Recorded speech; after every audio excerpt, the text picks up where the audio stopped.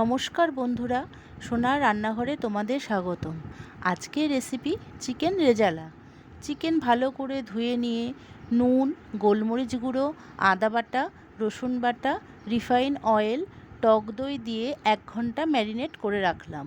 এবার কড়াইয়ে refine oil ও ঘি দিয়ে তেজপাতা, শুকনো লঙ্কা, গোটা গোলমরিচ ফোড়ন দিলাম। এরপরে পেঁয়াজ বাটা দিয়ে কিছুক্ষণ নেড়েচেড়ে আদা বাটা ও রসুন বাটা এবং নুন দিয়ে মশলা কষিয়ে ম্যারিনেট করে রাখা চিকেন দিয়ে দিলাম। এবার কিছুক্ষণ ঢেকে রান্না করলাম। যখন চিকেন সেদ্ধ হয়ে গেল তখন কাজু বাদাম পোস্ত দিয়ে একটি পেস্ট করে রেখেছিলাম, ওই পেস্ট দিয়ে দিলাম। মিক্সি জার ধুয়ে অল্প জলও দিলাম।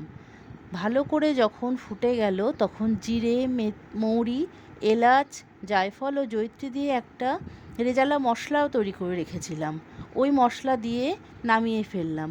তৈরি হয়ে গেল চিকেন রেজালা। কম সময়ে সুস্বাদু একটি চিকেনের রেসিপি। আমার এই রেসিপিটি যদি তোমাদের ভালো লাগে তাহলে প্লিজ একটি লাইক ও সাবস্ক্রাইব করে দিও।